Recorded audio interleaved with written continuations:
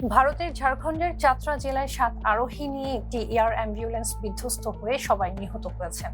নিহতদের মধ্যে 2জন পাইলট, একজন চিকিৎসক, একজন প্যারামেডিক, 2জন পরিচর্যাকারী এবং গুরুতর আহত এক রোগী ছিলেন। সোমবার দেশটির বিমান চলাচল নিয়ন্ত্রক সংস্থা directorate general of civil aviation এই তথ্য নিশ্চিত করেছে। ভারতীয় সংবাদ মাধ্যম এনডিটিভি এই খবর জানিয়েছে।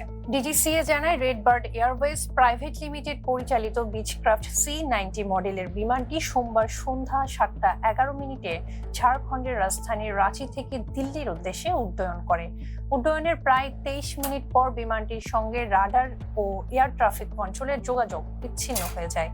বিবৃতিতে আরও বলা হয়, কলকাতার এয়ার ট্রাফিক কন্ট্রোলের সঙ্গে যোগাযোগের পর স্থানীয় সময় সন্ধ্যা 7:34 বারাণসীর প্রায় 100 নটিক্যাল মাইল দক্ষিণ পূর্বে বিমানটি রাডার থেকে সম্পূর্ণ অদৃশ্য হয়ে যায়।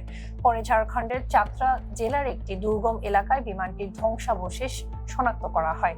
বিমানটিতে থাকা রোগী ছিলেন 41 বছর বয়সী এক ব্যক্তি, যিনি গুরুতর দুর্ঘটনায় প্রায় 63% দগ্ধ হয়েছিলেন। তাকে উন্নত চিকিৎসার জন্য দিল্লিতে স্থানান্তর করা হচ্ছিল। তার সঙ্গে চিকিৎসা সহায়তা দেওয়ার জন্য চিকিৎসক, প্যারামেডিক এবং পরিচর্যাকারীরাও ছিলেন।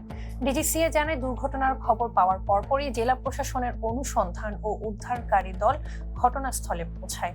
দুর্ঘটনার কারণ অনুসন্ধানে এয়ারক্রাফট অ্যাক্সিডেন্ট ইনভেস্টিগেশন ব্যুরো এর একটি বিশেষ তদন্ত দল পাঠানো হয়েছে। প্রাথমিকভাবে দুর্ঘটনার সুনির্দিষ্ট কারণ জানা যায়নি, তবে আবহাওয়া পরিস্থিতি, যান্ত্রিক ত্রুটি কিংবা অন্য কোনো প্রযুক্তিগত সমস্যার কারণে এই দুর্ঘটনা ঘটেছে কিনা তা তদন্ত করে দেখা হচ্ছে। তদন্ত শেষ হলে বিস্তারিত তথ্য জানানো হবে বলে জানিয়েছে ডিজিসিএ। ফেস দ্য রিভলিউশনে থাকার জন্য